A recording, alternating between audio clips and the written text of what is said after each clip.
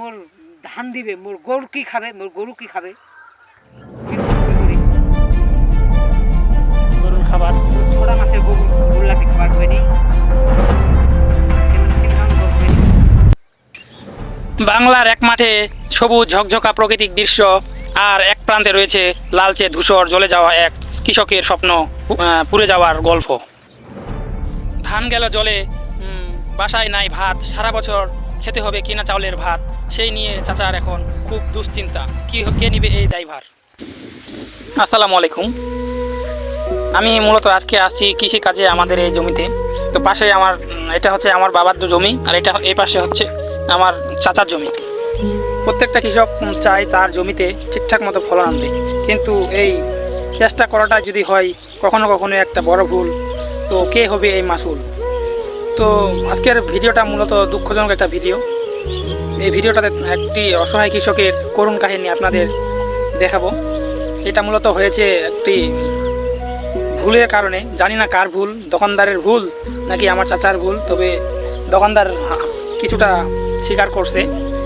কাহিনীটা ঘটেছিল আমার চাচা একটা অশিক্ষিত গ্রামের কৃষকগণ মূলত বেশিরভাগই অশিক্ষিত হয়, লেখাপড়া জানে না যেহেতু আগের মানুষ। তো সেক্ষেত্রে আমার চাচা তার জমিতে প্রায় 1.5 বিঘা মাটির জমিতে বিষ নেওয়ার জন্য দোকানে গেছে, সারের দোকানে, কীটনাশক দোকানে। তো তার কথা মতো তিনি দোকান থেকে কারেন্ট পোকা ওই যে ছড়া পচা যেটা বিষ সেটা নিতে গেছিল, সাথে সাক্ষীও নিয়ে গেছে, দুজন মিলে গেছিল আর কি। তো বিষ নেওয়ার পর তারপর তিনি স্প্রে করে আসে। স্প্রে করার পর তার একদিন পরেই দেখে যে সবগুলো ধান, প্রায় 1.5 বিঘা মাটির ধান, 1.5 বিঘা মাটির ধান সবগুলোই এরকম জ্বলে লালচে হয়ে গেছে, প্রায় মরা মরা অবস্থা। দেখেন কি একটা অবস্থা হয়েছে। মাঠের এক পাশে সবুজ আর এক পাশে এরকম লালচে কালার। প্রত্যেকটা কৃষকের স্বপ্ন, তার পরিবারের কোনো আর বাড়তি কোনো ইনকাম নাই, একমাত্র কৃষিকাজ, এটাই ছিল তার নির্ভর। আর সব থেকে বড় কথা হচ্ছে তিনি একজন অসহায় মানুষ, সারা বছর চাল কেনার কোনো টাকা, ক্যাশ ক্যাপিটাল নাই।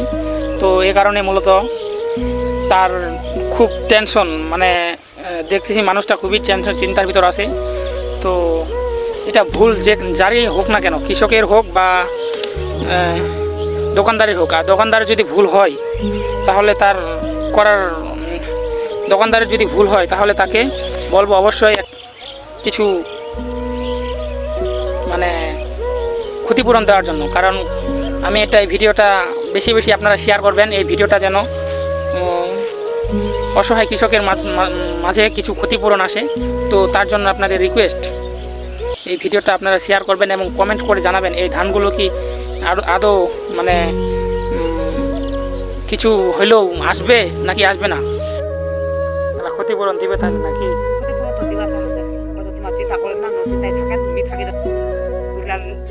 মুখ দেখে না কথা, মুখের কথা কি করবে? এরা কোনো শর্ত নি করলে, এরা শর্ত তো কোনো করবা হবে, শর্ত করবাই হবে একদম। লোকজন বসবা হবে, কি হতে না বসবা হবে।